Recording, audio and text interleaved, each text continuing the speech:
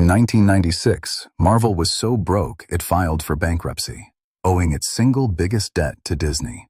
Less than 15 years later, Disney paid $4 billion to buy Marvel outright. How do you go from broke, bleeding cash, and laying off a third of your staff, to building the most profitable movie universe in history? Before the crash, Marvel looked invincible. According to the blog, with great power comes great debt. Marvel spent the early 1990s on a wild growth spree. The company bought up trading card makers like Fleer, Sticker, and collectibles, firms like Panini, and kept expanding its footprint while the comic and card speculation boom raged. At its peak, that boom meant millions of comics sold and big money flowing through the door. The same blog notes that Marvel, at one point, seemed invincible as it grew in size, riding the wave of collectors, snapping up multiple copies of issues and limited edition cards. Meanwhile, Ronald Perelman's corporate strategy, as summarized in that blog and echoed in other coverage, was simple: grow bigger, leverage the company, and assume the good times would last.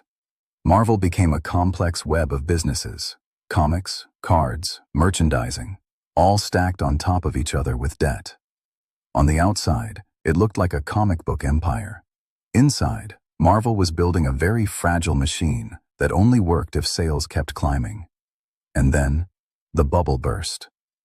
Between 1993 and 1996, the bottom fell out. The Curry Takeaways article describes how revenues from comics and trading cards began to collapse in that period. Collectors stopped hoarding variants. Card and comic sales dropped. What looked like an endless boom turned out to be a classic bubble. According to that same piece, then Marvel chairman and CEO Scott Sassa summed it up bluntly: when the business turned, it was like everything that could go wrong did go wrong. Marvel's expansion suddenly became a liability. The Wikipedia entry on Marvel Entertainment notes that Marvel's attempt to distribute its own products directly backfired, decreasing sales right as the wider comic book bubble popped. At the same time, the 1994 Major League Baseball strike massacred the profits of Marvel's Fleer trading card unit because baseball cards were a huge part of its business. Panini, whose revenue depended heavily on Disney licenses, was also hurt when Disney had a poor run at the box office, according to that same source. In other words, Marvel's fortunes didn't just depend on Spider-Man and the X-Men anymore. They depended on baseball, on Disney movies, on card collectors, any one of which could wobble and take the whole company down a notch. By late 1995, the Wikipedia article reports, Marvel posted its first annual loss under Perelman, attributing it mainly to the company's bloated size and a shrinking market. On January 4, 1996, Marvel laid off 275 employees. The superhero factory had become a cost-cutting story, and it was about to get worse. By the end of 1996, the debt mountain was too high. The Curry Takeaways blog states that Marvel filed for Chapter 11 bankruptcy on December 27, 1996. Over one-third of Marvel employees were laid off as part of the fallout. That same article notes a striking detail. At the time of the filing, Marvel's single largest creditor was Disney. Marvel owed Disney approximately $1.7 million. Not a huge number by corporate standards, but a telling one. The future owner of Marvel was, at that moment, just another company waiting to be paid. Behind the scenes, the bankruptcy triggered an ugly power struggle. According to that blog, investor Carl Icahn publicly battled Ronald Perelman over control of the company. Icahn compared Perelman to a plumber you loan money to get him started in business. Then he comes in, wrecks your house, then tells you he wants the house for nothing. Meanwhile, Perelman reportedly tried to push a bold restructuring, merging Toy Biz and Marvel Comics into a larger entity he wanted to call Marvel Studios, with a focus on film production. The Screen Rant video summary you provided explains that he saw the potential in using Marvel's characters to drive movies. But shareholders rejected what seemed like an outlandish idea at the time. So in the mid-90s, the concept of Marvel Studios existed, just not in a form Wall Street was ready to bet on. Instead, Marvel went through court fights, leadership battles, and painful downsizing. And to survive, it quietly started doing something that would reshape Hollywood, selling off its crown jewels. When you're broke, you sell what you have. In Marvel's case, what it had was characters. While the specific deal terms aren't detailed in the sources you provided, the overall pattern is clear from the later rights situation described on the Marvel Cinematic Universe wiki. By the 2000s and 2010s, major Marvel characters were scattered across different studios. The Incredible Hulk was tied up with Universal Pictures under a separate agreement, according to that wiki.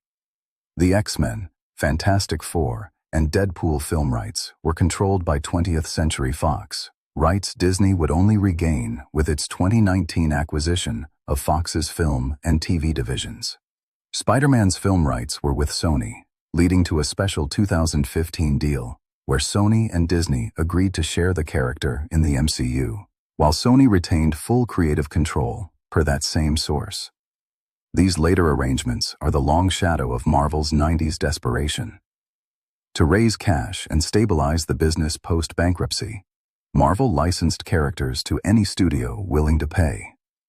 Those deals kept the company alive, but they also meant Marvel didn't control how many of its biggest heroes appeared on screen. By the early 2000s, that scattershot strategy had created a weird landscape. Marvel's characters were everywhere, X-Men and Spider-Man movies at different studios. But Marvel itself wasn't reaping the full rewards or steering the overall vision. The seeds of the Marvel Cinematic Universe were planted not in a grand plan, but in the limitations Marvel had created for itself while scrambling to survive. After bankruptcy, Marvel had learned how dangerous it was to bet everything on hype and other people's decisions.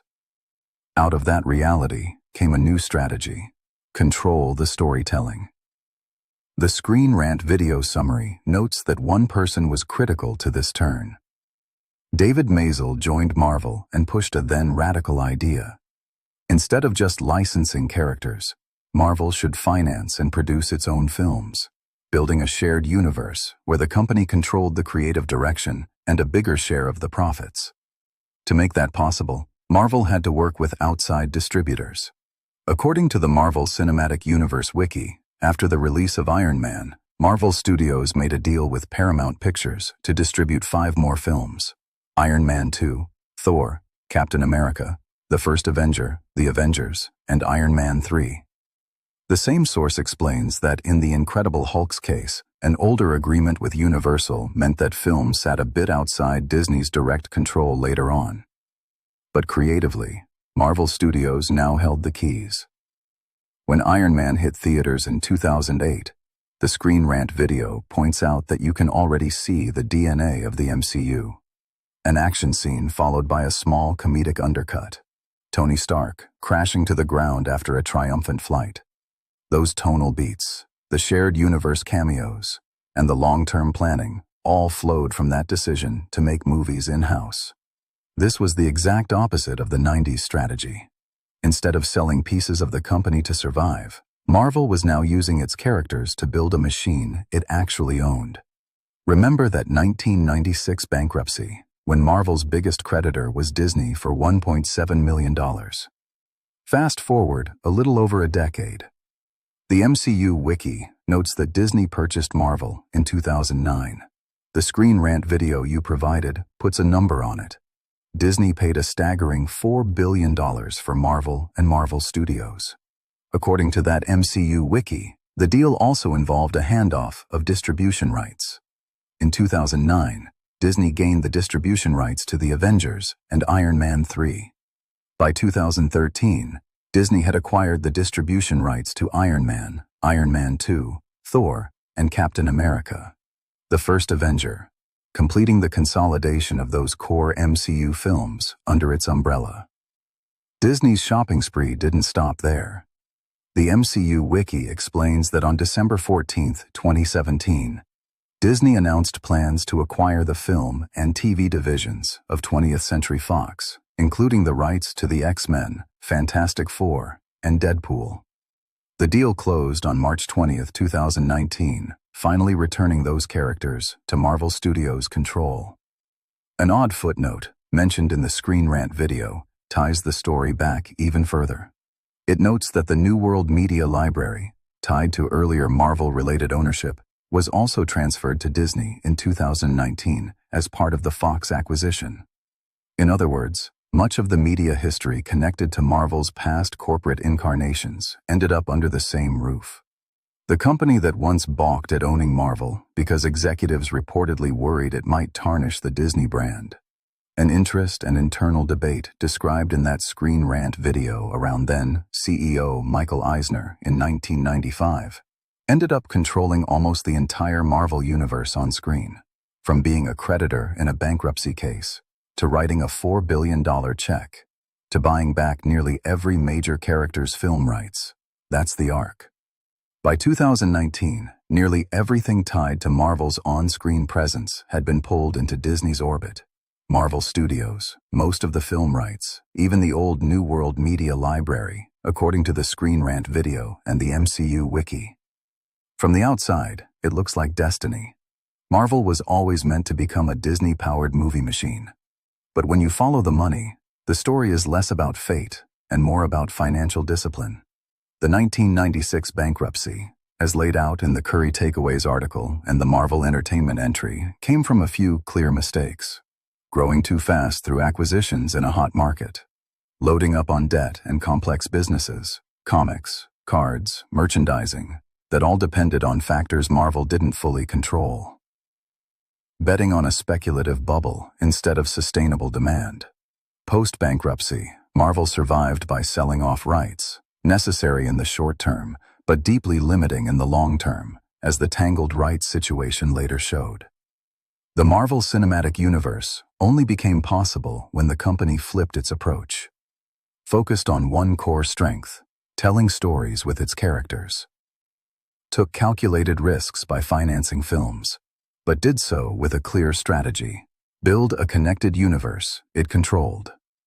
Used partnerships, like the Paramount distribution deal and the shared Spider-Man arrangement with Sony, cited in the MCU wiki, without giving away the store. Disney's $4 billion purchase and the later Fox acquisition rewarded that pivot. Disney didn't buy Marvel's trading cards or speculative booms. It bought a disciplined content machine built on characters Marvel finally controlled. For you, watching this at home, the MCU story isn't just a behind-the-scenes Hollywood saga. It's a case study in how blowing up your finances to chase a hot trend can nearly kill you, and how narrowing your focus and regaining control can make you more valuable than ever. Marvel's journey from 1996 bankruptcy to Disney's $4 billion acquisition shows that chasing growth with debt and speculation can hollow you out. But refocusing on your core strengths and keeping control of your most valuable assets can make you far more powerful and more valuable than any short-term boom ever will. If you want to avoid Marvel's 90s mistake in your own life, stop chasing every hot trend with borrowed money and ask one question. What's my version of Marvel Studios? The thing I'm actually great at that I can own and control long-term? Subscribe for more money autopsies, and we'll keep digging into the real stories behind the fortunes, the failures, and everything in between.